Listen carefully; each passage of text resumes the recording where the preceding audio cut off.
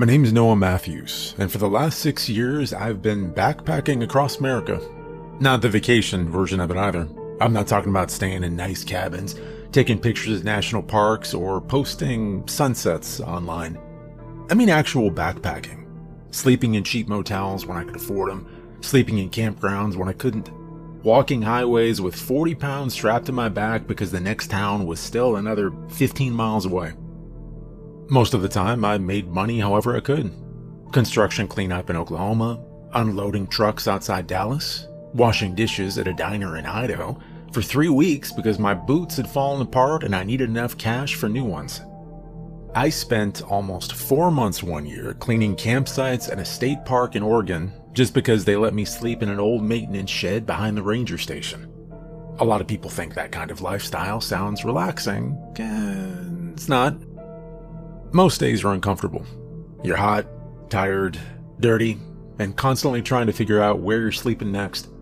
You notice things normal travelers don't notice either. Which gas stations feel safe, which towns empty out after dark, which stretches of highway don't have fences because too many people have crashed there already. You also learn very quickly that America is way bigger than most people realize. People who fly everywhere, they don't understand that. Neither do people who stay inside cities their whole lives. Once you start moving through the country slowly, actually walking through parts of it, you realize how much empty space there really is out there. Nevada almost feels endless. You can stand next to a highway at 2 a.m. with nothing around you except dirt, mountains, and old telephone poles stretching off into darkness. No houses or lights or people. Just empty land going on for miles in every direction. Montana's even worse in some places. I spent 3 days hiking through part of western Montana once without seeing another person besides a ranger near the trailhead. Just forest, rivers, and old roads disappearing into trees. You start hearing every sound differently after a while when you're alone that long. A branch snapping at night doesn't sound small anymore. An animal moving through brush suddenly sounds huge. Washington State has areas like that too. Giant forest where the fog hangs low enough that you can see 20 or 30 feet ahead of you. Places where everything smells wet all the time, and the trees are so tall they block most of the sunlight even during the afternoon. Arizona scared me in a completely different way. The deserts out there feel dead at night. Not quiet, dead. You'll drive for an hour and pass maybe 2 cars. Half the gas stations look abandoned, even when they're technically open. I remember standing outside one near Flagstaff around midnight and realizing I hadn't seen another person in almost 40 minutes. That starts getting into your head after a while. Not because you think something's gonna attack you every second, but because you realize how easy it would be for something bad to happen out there. Now, most people assume the dangerous part of backpacking is serial killers or gangs or something. Honestly, I barely even dealt with that kind of thing. Most people I met were normal. Truck drivers, old couples, college kids, construction workers, tired people just trying to get somewhere. But every once in a while, you'd meet somebody that immediately felt different. Strange. Worse than that sometimes. The kind of person that makes your stomach tighten before they even say anything. And then there were the places themselves. That's the part I still think about the most years later. Certain roads, campgrounds, sections of forest. Places where something happened and there wasn't really a good explanation for it afterward. I still backpack now. Not as much as I used to, but enough. Still like moving around. Still like seeing different parts of the country. But there are things I won't do anymore. I don't hitchhike after dark unless I absolutely have to. I don't camp alone in isolated campgrounds if there's nobody else around. And if a ranger tells me not to go somewhere, I listen now. Because after enough time traveling across America, you realize there are places out there where something could happen to you. And nobody would ever really know what it was. By the time I got stranded outside Flagstaff, I'd already been on the road for almost 3 weeks straight. I'd started in New Mexico, cut west through Arizona, and planned to make my way toward Nevada after stopping near Flagstaff for a couple days. At that point, I was running low on money. My shoulders were killing me from carrying my pack non-stop, and one of my boots had started separating near the heel. I remember it was colder than I expected too. There's something people don't realize about Arizona. They picture heat and deserts, but northern Arizona gets cold once the sun goes down, especially near the mountains. By the time everything rolled around, the temperature had dropped enough that I'd already put my hoodie back on under my jacket. I'd been trying to get a ride for almost an hour. The gas station I was standing near barely looked operational. Half the lights on the sign were burned out, and the place sat by itself next to a long stretch of highway with nothing around it except dirt and old fencing. The clerk inside looked about 80 years old and hadn't spoken a single word to me, besides telling me the bathroom key was around back. Cars passed every few minutes, but nobody stopped. I was starting to think I'd either need to sleep behind the building or walk another 6 or 7 miles to the next exit when I saw the Buick. It was an older white sedan. Clean though. Really clean. The paint almost reflected silver under the gas station lights. The car slowed as it passed me, then stopped about 30 feet ahead. I grabbed my backpack and walked toward it carefully. The passenger window rolled down halfway, and an older woman leaned slightly toward me from behind the wheel. Looked to be maybe in her 70s. Thin gray hair, small frame, pale skin. She wore a light blue sweater and had both hands resting neatly on the steering wheel. "Need a ride?" she asked softly. "Yeah," I said, "if you're heading towards Flagstaff." "Oh, I can take you part of the way." Her voice sounded normal, calm, friendly. I thanked her and climbed in. The inside of the Buick smelled faintly like lavender and dust. Not dirty exactly, just old, like a house that hadn't changed in 20 years. As soon as I shut the door, she smiled at me. Not a quick smile either, a long one. "You're a long way from home." "Yeah, I guess so." "You backpacking?" "Yeah." She nodded slowly. "My grandson used to do that." I set my backpack between my feet while she pulled back onto the highway. For the first few minutes, everything felt normal enough. She asked where I was from, how long I'd been traveling, whether I liked Arizona. The usual stuff. Then she asked if I was married. "No." "Girlfriend?" "No." She nodded again. "My grandson wasn't married either." I glanced toward her briefly. She was still smiling. "His name was Barry. You remind me of him." "That's so." "Oh, very much." I gave a polite smile and looked back out the windshield. The highway ahead was almost completely dark, except for the Buick's headlights and the occasional distant glow from another car. Most of the land around us was empty. Long stretches of open ground and low hills just disappearing into darkness. "You really do look like him," she said again after a while. Something about the way she said it made me shift slightly in my seat. Not because it sounded threatening, it sounded strange. "Barry liked traveling too. Never stayed in one place too long." I nodded politely. "He disappeared, you know." "Oh, I'm sorry. When was that?" "Oh, years ago now." The car grew quiet again. I noticed then that she barely looked at the road. Most people glance back and forth naturally while driving. Mirrors, lanes, headlights. She didn't. She mostly looked straight ahead. Except every so often she'd turn and look directly at me for a second before facing forward again. "You have the same eyes," she said quietly. And that tightening feeling started in my stomach right around then. I remember looking toward the passenger window, realizing we hadn't passed another car in several minutes. The road felt emptier than before. The inside of the Buick felt colder, too. At first I thought maybe she'd turn the air on somehow, but when I looked down, The vents weren't blowing anything. "You okay?" "Yeah." "You got quiet." "Oh, I'm just tired." "I understand." She reached over suddenly and touched my forearm, and her hand felt freezing cold. The kind of cold that instantly stands out against your skin. I pulled my arm back without really meaning to. She slowly returned her hand to the wheel. "Barry used to do that too," she said. Something in my head started telling me I needed to get out of that car immediately.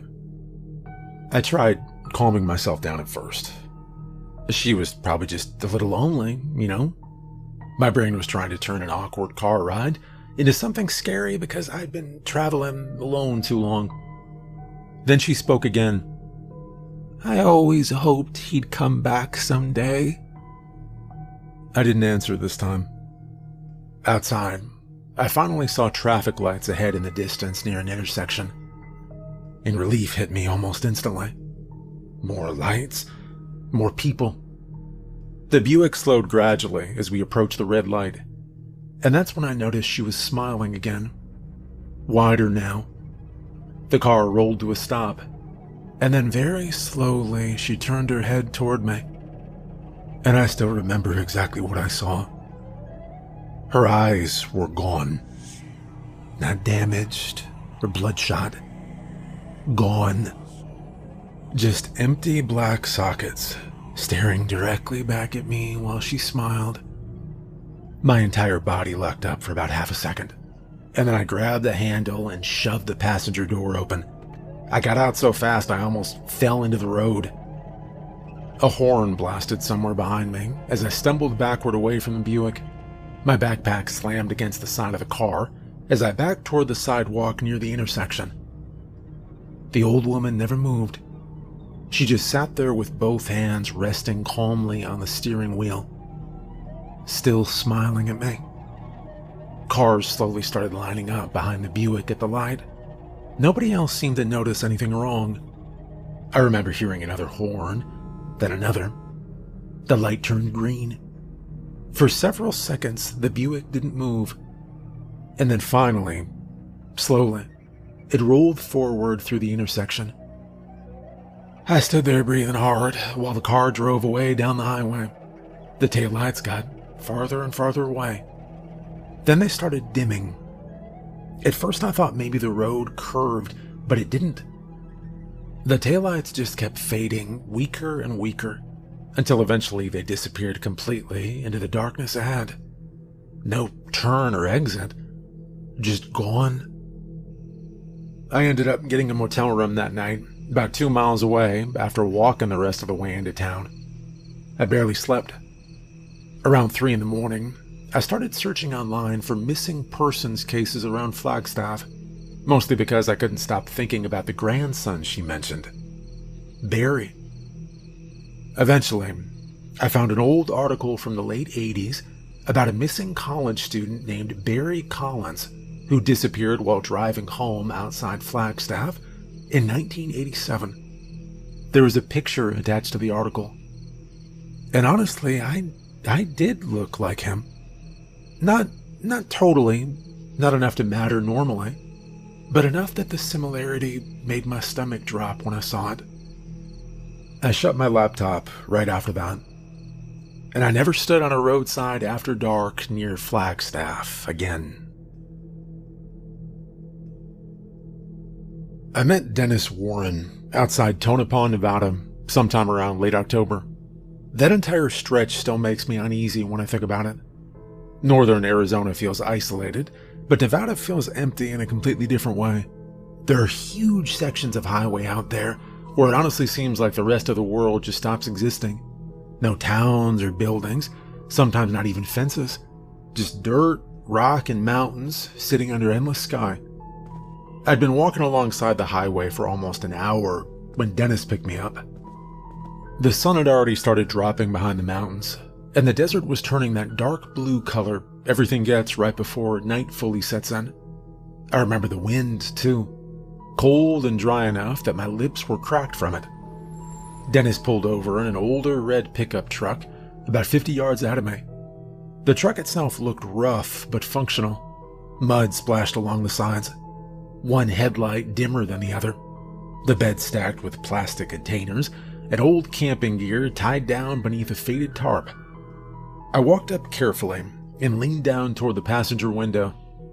Driver was probably in his late 50s. Thin build, sunburned face, gray stubble. Cleveland Indians baseball cap, pulled low. "You headed west?" he asked. "Yeah." "Hop in?" I thanked him and climbed inside. The truck smelled faintly like gasoline and old coffee. The dashboard was cluttered with random stuff. Maps, batteries, empty wrappers, notebooks, loose flashlight parts. I also noticed 3 handheld radios mounted near the center console. Dennis pulled back onto the highway without another word. And for the first couple minutes, the ride felt normal enough. He asked where I was from, how long I'd been backpacking, whether I'd been through here before. Then he asked, "You ever seen lights out there?" I glanced over at him. What kind of lights?" He shrugged slightly. "Strange ones." I remember giving him one of those polite half-laughs people do when they don't really want to commit to a conversation. "No," I said. Dennis nodded slowly. "They're out here." And that was the first moment I realized, this guy might be a little off. Still, I'd met weird people before. That comes with traveling constantly. Truck drivers telling ghost stories. Guys at campgrounds talking about Bigfoot after 6 beers. Usually you just nod and let them talk. Dennis kept one hand on the wheel while the truck rolled through long, empty stretches of highway. "You know how many people disappear in Nevada every year?" he asked. "No idea." "A lot," he said. I looked back out the windshield. The road ahead was almost completely empty now. Darkness settling over everything fast. Mountains turning into black shapes against the horizon. Dennis continued talking. People think it's because they get lost. Heat stroke, dehydration, stuff like that." He shook his head. "That's not always what happens." I stayed quiet. The truck rattled slightly as we crossed uneven pavement. Dennis tapped 2 fingers against the steering wheel. "You ever been near Rachel?" "What's Rachel?" "Oh, it's an old mining town." He pointed vaguely north toward darkness. "It's mostly abandoned now." "No," I said. "Good." Something about the way he answered made me glance at him again. He wasn't smiling, but he wasn't joking either. Just staring forward. "You camp alone much?" "Sometimes." "You shouldn't out here." "Why?" Dennis was quiet for several seconds before answering. "Things move around at night." I honestly thought he meant coyotes or mountain lions at first, and then I noticed the rifle. It was laying partially beneath a blanket on the back seat. Not hidden exactly, just there. My stomach tightened slightly. "You, hunt?" I asked. Dennis glanced at me briefly. "Oh, sometimes." And that answer didn't make me feel any better. The truck kept moving west through darkness, while the headlights carved through endless empty road ahead. Then Dennis asked, "You ever see anything strange while traveling?" I shrugged. "No, not really." "No lights?" "No." "No aircraft?" "No," I said. He nodded slowly again. And then, "You ever wake up somewhere and not remember getting there?" And that question immediately changed the tone inside the truck. I laughed awkwardly. "No."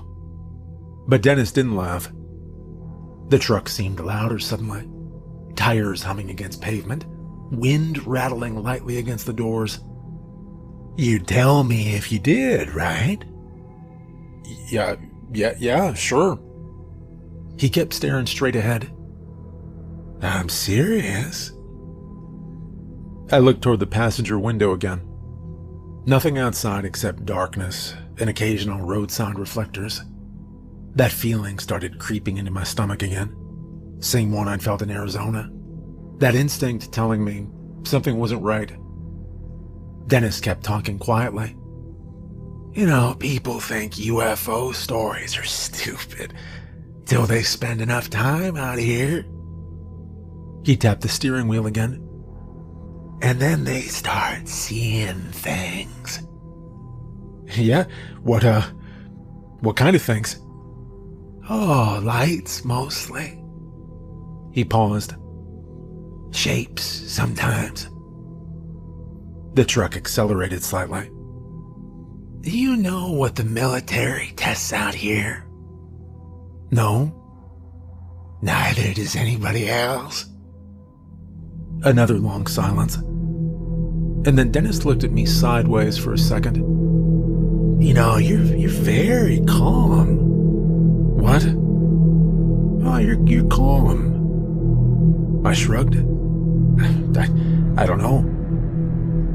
Now, most people would have probably just asked him to let him out right there. But when you backpack long enough, you get used to weird conversations.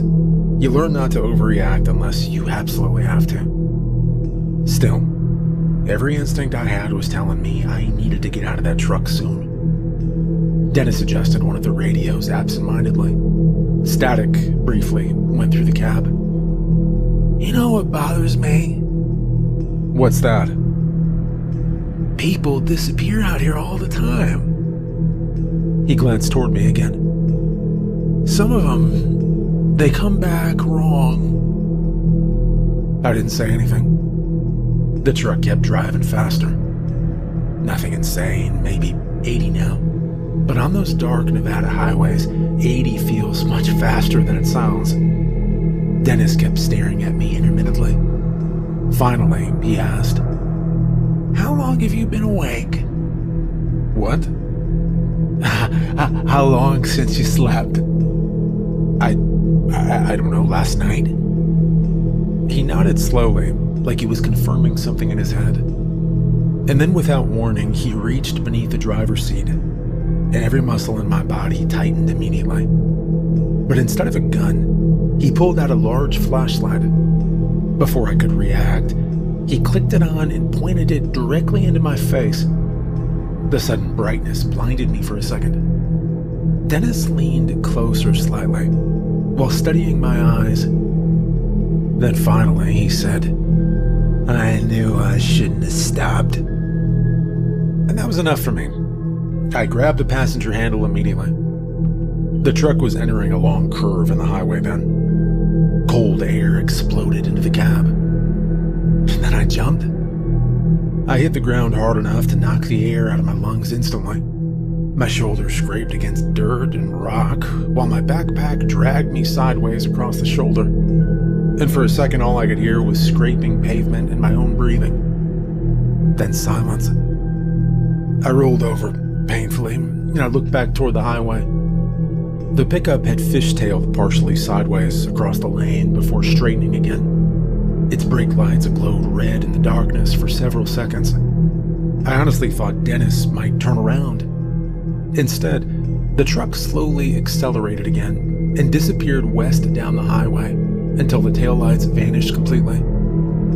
I stayed sitting in the dirt for probably 5 minutes after that, just trying to calm down. My palms were bleeding from gravel cuts, one knee torn open through my jeans, shoulder throbbing badly.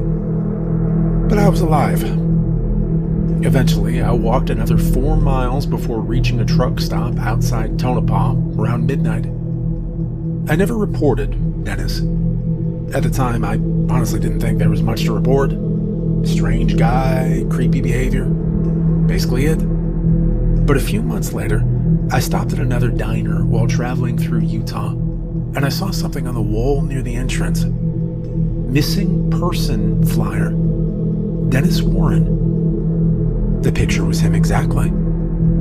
According to the flyer, his truck had been found abandoned outside Tonopah 2 months earlier. No sign of Dennis anywhere nearby. I remember standing there looking at that flyer for a long time. And honestly, I wonder what he saw out there in the desert. And I wonder what happened to him. By the time I reached Olympic National Park, I'd already been backpacking through Washington for almost 2 weeks. Washington's beautiful, but parts of it, they honestly feel prehistoric. The forest out there, they're different from anywhere else I've been in America. Everything feels oversized. The trees are massive, the ferns come up to your chest in some places, and the fog hangs low enough that entire sections of trail disappear into white haze 20 feet out of you. The air always feels wet too, even when it isn't raining. I started the trail early in the morning after spending 2 nights at a campground near Port Angeles.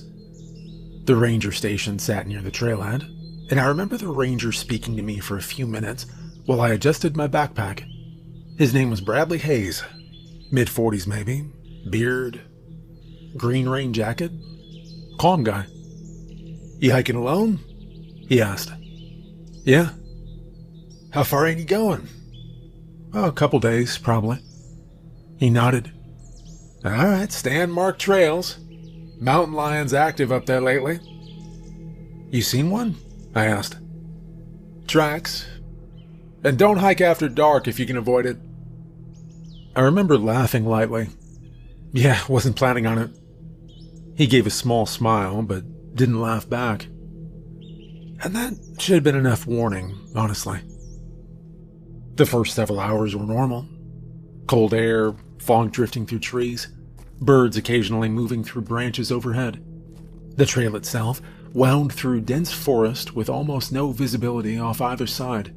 Sometimes you could hear water moving somewhere nearby without ever actually seeing it. Other times the woods went completely silent, except for your own footsteps. I only passed 2 other hikers the entire day, and that was another part that started bothering me after a while. How empty the trail felt.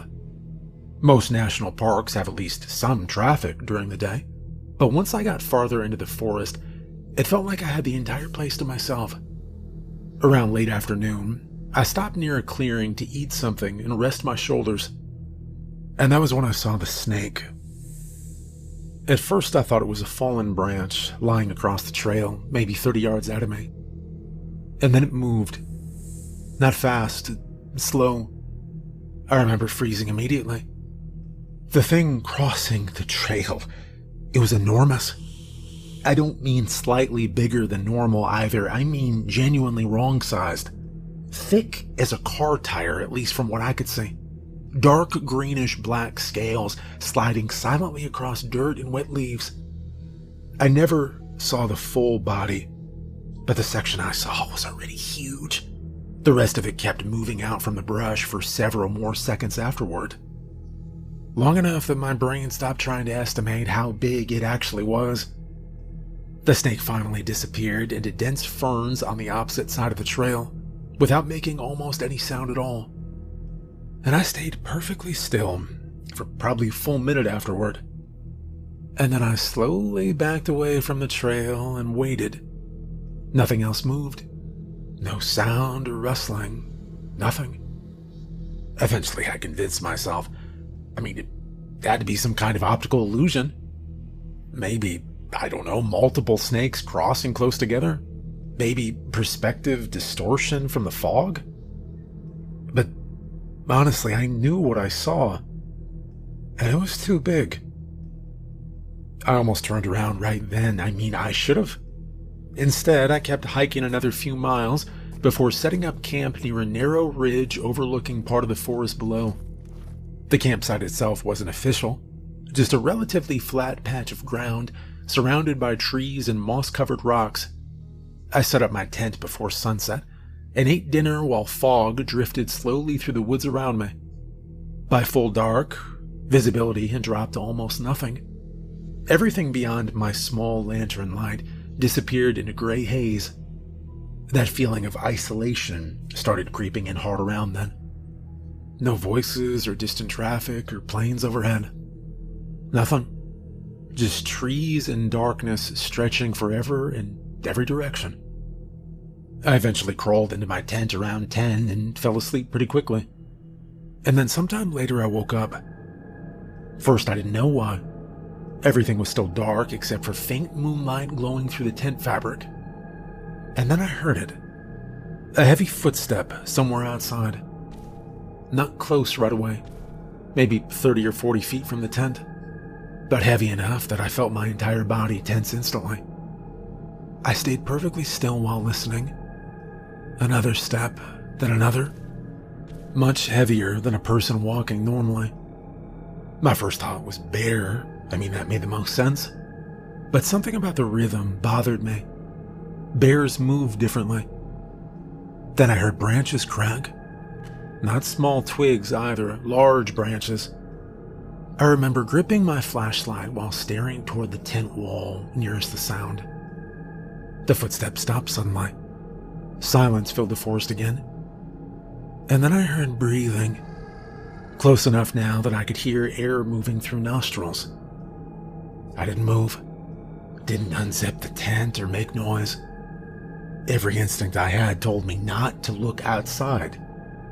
The breathing stayed there for maybe 20 seconds. And then finally the footsteps started moving again, slowly circling away through the trees. Eventually the sounds faded completely. I barely slept the rest of the night. By sunrise, I'd convinced myself it probably had been a bear after all. That explanation lasted until the following evening. I'd spent most of the day hiking through increasingly steep terrain until I eventually reached a ridge overlooking part of the mountainside below. The fog had finally started thinning somewhat, and orange sunlight stretched across the tops of the trees. And that was when I saw the eyes. At first they looked distant. 2 orange points glowing far across the mountainside below me. Too far apart. That registered immediately. Normal animals don't have eyes spaced that wide. I stopped walking instantly. The eyes didn't move. They just stared upward toward me from the trees below. My brain tried rationalizing it immediately. Reflection, maybe? Some strange angle of sunlight. And then one of the eyes blinked. A cold feeling spread through my stomach immediately. The eyes stayed fixed on me another few seconds. Then they vanished. It wasn't gradual, it was instant. I stood there frozen on the ridge, trying to process what I'd just seen. And then maybe a minute later, I saw them again. Much closer now, farther downhill. My body went cold. There was no way something that large should have moved that distance that quickly through terrain like that. I backed away immediately. The eyes stayed fixed on me from between the trees, watching. I turned and started moving back down the trail fast. Not running fully yet, but I was close. The forest suddenly felt much darker than before. Much quieter, too. And then somewhere off to my left, I heard branches breaking again, closer than before. At one point, I glanced sideways through the trees, and I saw something dark moving between trunks uphill from me. It was too large and too tall, but I never got a clean look at it. I started running after that. My backpack slammed painfully against my shoulders while I pushed downhill through fog and fading light as fast as I could move. The sounds kept following through the trees beside me the entire way down, sometimes close, sometimes further away, but they were always there. By the time I reached the ranger station again, it was fully dark. Bradley Hayes was still inside finishing paperwork when I came through the door breathing hard. He stood up immediately. "You alright?" Yeah, something followed me." "What'd you see?" I described the eyes first. Too wide apart, too high off the ground. Bradley listened without interrupting. Then finally he asked, "Orange or yellow?" I frowned slightly. Orange." He nodded. actually looked relieved. And then he quietly said, "You were lucky." I remember waiting for him to explain further, but he never did. The campground sat around 40 minutes north of Missoula, Montana, tucked deep inside a stretch of forest I don't even remember the name of anymore. I found it completely by accident. At that point, I'd been hiking most of the day through a network of trails that were way rougher than I expected. My legs were shot, my shoulders hurt, and I was running low on water. I remember checking my phone around sunset and realizing I hadn't had service for almost 8 hours. That already put me in a bad mood. The farther north you go in parts of Montana, the more isolated everything starts feeling. Roads get narrower, towns get farther apart. Some stretches of forest feel genuinely endless. I reached the campground right before dark. There were only 3 campsites near the entrance loop. 2 of them looked empty. No cars or lanterns, nothing. The third site had people. I remember seeing the fire first through the trees. Orange light flickering between trunks while smoke drifted upward into darkness. At first I planned on just finding my own spot farther away, but the man near the fire noticed me almost immediately and waved. "Hey, you looking for a place to camp?" he called out. "Probably. You can set up near us if you want. Whole campground's empty." I walked closer carefully. The family looked completely normal. The father introduced himself as Adam Foster, mid-30s, probably. Tall guy, dark hair, flannel jacket. His wife, Kelly Foster, sat beside the fire wrapped in a thick sweater while their daughter colored something at the picnic table nearby. The girl looked around 8 or 9 years old. "My name's Noah," I said. "Oh, you hiking through?" Adam asked. "Yeah." "Well, you picked a cold night for it." He wasn't wrong. The temperature had already started dropping fast once the sun disappeared behind the trees. I thanked him for letting me stop, and I set my backpack near the edge of the campsite. Everything about the family felt normal. Honestly, after weeks of traveling mostly alone, sitting near another group of people, it's nice, it's relaxing. Adam handed me a cup of coffee while I unpacked some food from my bag. "So, you been through Montana before?" "Not really." "Well, you picked the right time of the year," Kelly chimed in softly. "Gets crowded earlier in summer." Something about the way she talked felt slightly old-fashioned maybe, but not enough that I thought much about it then. The daughter kept coloring quietly while the adults talked. At one point, she held up her paper toward me. "Look." It was a drawing of trees beside a lake. "Oh, that's pretty good," I said. "She draws constantly," Adam said with a smile. The fire crackled while darkness settled fully over the campground around us. I remember noticing how quiet everything felt. Just forest. Adam talked about fishing nearby streams, while Kelly asked me about traveling, where I'd been, what states I liked most, whether I planned on heading farther north. The conversation felt easy, comfortable, and honestly, after sleeping alone for so many nights beforehand, I probably relaxed more than I should have. There were small details that did seem odd in hindsight.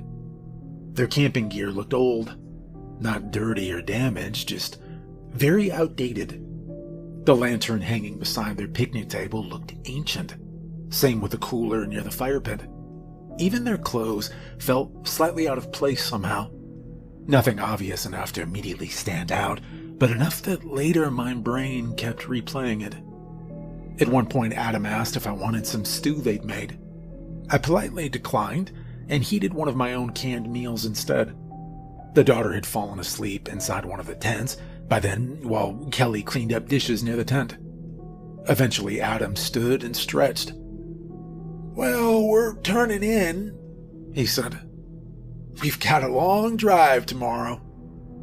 I nodded. Thanks again for letting me stay here." "Oh, it's not a problem. It's nice to have a new face around here," he said. Kelly smiled politely at me before disappearing into the tent beside her daughter. Adam flipped the flap shut behind him. And after that, the campground became silent again. I sat beside the fire another 20 minutes, eating soup from a small metal pot while the flames burned lower.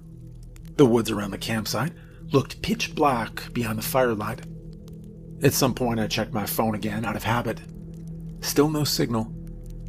I eventually crawled into my own tent and fell asleep pretty quickly. And then sometime later, I woke up hungry again. That happens sometimes when you hike all day carrying weight. Your body burns through food fast. I checked my phone. 12:47 a.m. The campground outside looked completely dark, except for faint moonlight filtering through trees. I climbed out quietly so I wouldn't wake the family, and I started reheating another can of soup over the fire. Everything felt cold and still. The Foster family's tents sat quietly about 20 feet away. I remember staring into the fire for a while listening to the wood crackle when headlights suddenly swept through the trees. A vehicle rolled slowly into the campground loop. White Ranger truck. It stopped near the entrance to the campsite. The driver door opened, and an older ranger stepped out holding a flashlight. Gray beard, heavy jacket. He looked surprised when he saw me sitting there alone. "You camping here?" he asked. "Yeah." The ranger glanced around slowly. "You, by yourself?" I frowned slightly. No, there's a family right over there that let me stay." I pointed toward the tents. The ranger's expression changed immediately. "What family?" "The Fosters," I said. He stared at me for a second, and then slowly aimed his flashlight toward the campsite. The beam swept across the tents. No movement. The ranger walked closer. I stood up immediately, suddenly feeling uneasy for reasons I couldn't fully explain yet. The flashlight beam moved slowly across the ground, then across the picnic table toward the tents. One of them sat partially unzipped, completely dark inside. The ranger approached carefully and pulled the flap open further. Empty. Not messy or disturbed, just completely empty. "That's impossible," I said. The ranger turned toward me. "You said they invited you here." "Yeah." "How long ago was that?" A few hours, maybe." He moved toward the second tent, opened it, and it was also empty. I walked closer now, completely confused. The campsite still looked occupied. Sleeping bags, blankets, food containers, clothes. Even the daughter's crayons still sat on the picnic table, exactly where she'd left them earlier. The ranger crouched beside the table and picked up a leather wallet sitting near one of the lanterns. He opened it slowly, and his entire expression hardened. "What is it?" I asked. He looked up at me. The ranger removed an old driver's license from the wallet and stared at it under his flashlight. And then he pulled a second ID from the purse sitting near the bench. He looked visibly disturbed now. "What is it?" I asked. Finally, he handed me the first license. The picture showed Adam Foster. Same face, same man. But the license looked ancient. It was old. The issue date read 1951. I stared at it for several seconds before looking up again. The ranger didn't say anything. Instead, he walked toward the second tent and unzipped it further. Inside sat more clothing, old bags, a child's stuffed animal.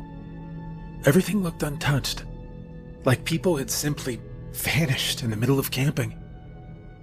The ranger looked directly at me then. "Pack your things." What's going on?" "Just pack," he said. I started shoving items into my backpack quickly, while the ranger kept scanning the woods with his flashlight. He got us inside the truck fast and locked the doors immediately after climbing in.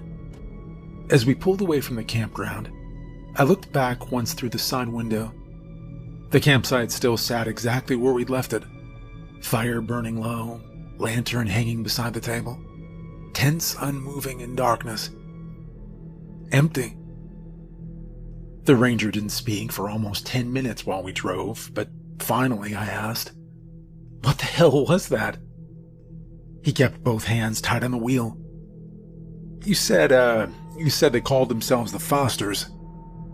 "Yeah," I said. He nodded once slowly.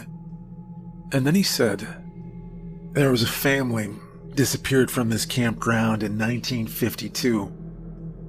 Parents and a daughter." He glanced briefly toward me. "They were never found." Neither of us spoke the rest of the drive back toward the ranger station. I barely slept that night. The next morning, I searched the case online from a diner outside Missoula. And sure enough, there it was. The Foster family, missing since 1952. 3 people vanished from a campground north of Missoula without any explanation. I still backpack. Not as much as I used to, but enough. Every once in a while, I'll still throw a pack in the back of a bus, head somewhere random, and spend a few weeks moving from town to town. Part of me still loves it. I like waking up somewhere new. I like small diners in the middle of nowhere, and old highways cutting through mountains and desert. I like meeting people I'll probably never see again. But I travel differently now. There are rules I follow that I didn't used to. I don't hitchhike after dark anymore. I don't camp in isolated campgrounds if there's nobody else around. And if something feels wrong, I leave immediately. I don't stand there trying to rationalize it anymore. That's one thing traveling taught me better than anything else. Your instincts notice things before your brain catches up. The old woman outside Flagstaff, Dennis Warren in Nevada. Whatever I saw moving through those woods in Washington, the Foster family in Montana.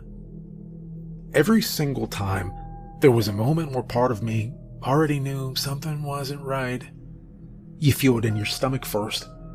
A conversation lasts slightly too long. Someone smiles too much. A forest suddenly goes quiet. A place feels very empty. Most people ignore those feelings because they don't want to seem paranoid. And I used to ignore them too. Not anymore. The other thing backpacking taught me is how unbelievably huge America really is. People see maps every day, but they don't actually understand the scale of the country until they spend time crossing it slowly. There are roads out west where you can drive for hours without seeing another town. Forest in Washington and Montana, where a person could disappear 20 feet off trail and never be found. Tiny gas stations in the desert where nobody would remember your face an hour after you left. That starts getting into your head after a while, especially at night, especially when you're alone. I think that's why some of these experiences still bother me years later. Not because I have complete proof of anything supernatural. Honestly, I don't even know what some of those situations were. Maybe the woman near Flagstaff was something paranormal. I mean, it did look like she was missing her eyes. But maybe she wasn't. Maybe Dennis Warren was just losing his mind alone out in the desert. Maybe there really was something moving through forest in Washington. I don't know what these things were for sure. I just don't. Most scary experiences eventually make sense afterward. You calm down, think it through, and you realize there was a logical explanation the whole time. But every once in a while, something happens that never settles correctly in your memory. No explanation ever fully fits. You move on with your life, but part of your brain keeps going back to it anyway, trying to understand what you actually saw that night. I think that's what years of backpacking really taught me. America is full of beautiful places, lonely places, and strange places. And sometimes out on some empty road or deep in the woods somewhere, you run into something you were never supposed to cross paths with in the first place.